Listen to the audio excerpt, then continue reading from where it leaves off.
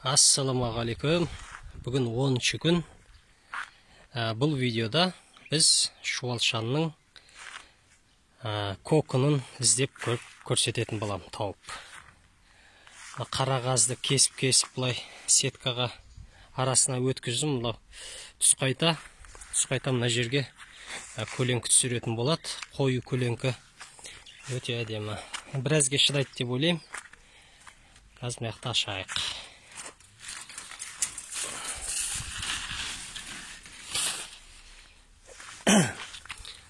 Бисмиллахиррахманиррахим деп ашайық. Бүгін жұмыртқаларын көрсетейін деп жатырмын. Мына қарап отырсаңыздар, мынау сәбіздің, картошканың қабықтарын осылай тастадым.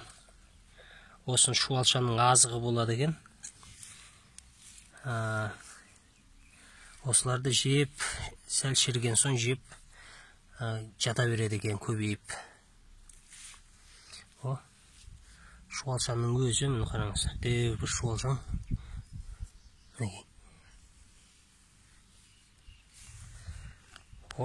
коконы да қазір көрсетем.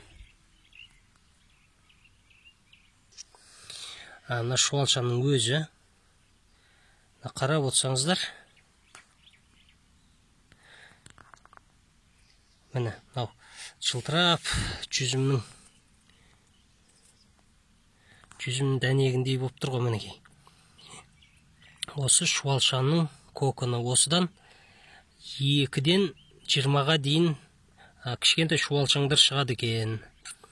Арадан бір ай өткенде олар да осындай дәу болып, бір айдан кейін олардың өздері де жұмыртқа кокон тастайтын болады. Мынау біреуі байлаған уже, қарасаңызда, мынау буын болып тұр, сол кокон байлап жатыр және де. Нәтиже жаман емес. Жаңағы несі коконды бірден тауып алдық. Шуалшандар әр жерде жүр, көбейіп, әр жерге өзінің кокондарын тастап жаңағыдай.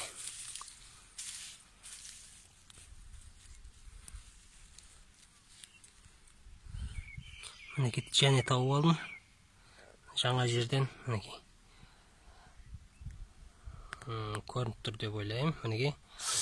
Осындай жұмыртқаларды мыңдап осы жерден тапса болады. Олар уже 10-ші күн дегеннің жүзінде жаңағыдай біраз жұмыртқалап тастады. Құдай қаласа бір айдан кейін және де ашып қарап, не болатқанын түсіріп видеода көрсетіп отырамын. Бүгін күн тамаша болып тұр.